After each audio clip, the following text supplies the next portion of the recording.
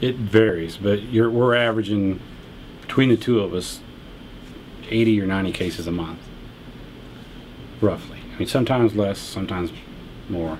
It doesn't matter whether it's winter, summer, spring, or fall.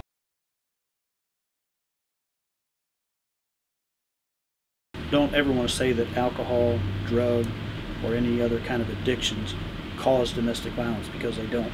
There's usually a deep-rooted problem in the abuser, and it usually centers around control.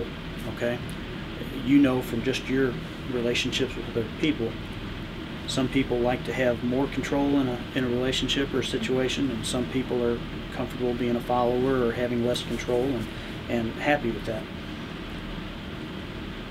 I'd say 99% of the time when we deal with abusers, it is a control issue. It's not an anger management issue.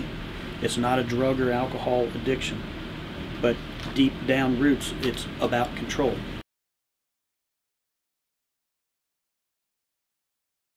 You know, the big thing about everybody that doesn't understand domestic violence and is on the outside looking in is, why don't she leave?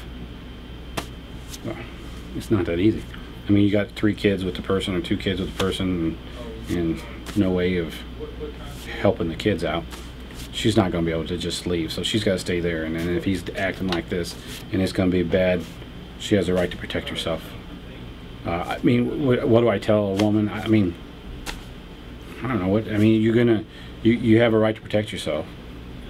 I just suggest that you have it somehow documented that this stuff has happened.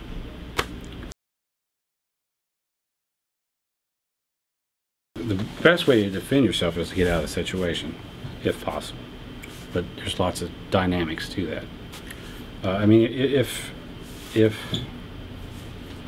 she has to use a weapon to defend herself, then, I mean, it's not up to me to say you can't use whatever means necessary. If you're getting, a lot of what happens is, and a lot of times what it works against at first can work against that defense as using some sort of weapon, is a lot of times these ladies, they understand that it's coming.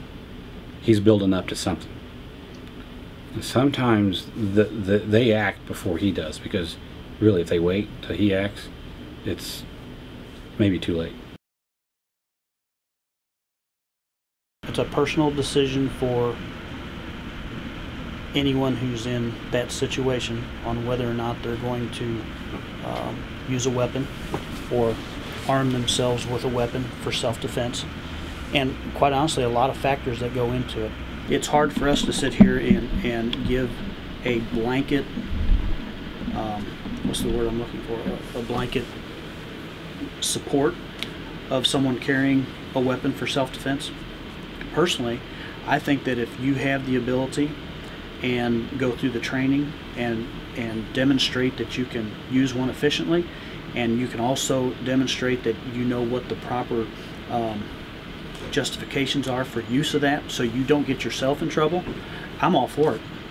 I think an armed public is much better than an unarmed one, okay? If you have the ability to protect yourself and take steps to prevent yourself from being a victim of whatever crime, and you've gone through the training and the responsible stages to do that, I think that's great. But also, I think there's people out there that if they did take the steps to get a firearm, you know, they have to make that personal decision on whether they'd be able to use it. If they drew it and then couldn't follow through with using the weapon, now you've got a situation where they might take it from them and use it against them. So I'd stick with it's a personal decision.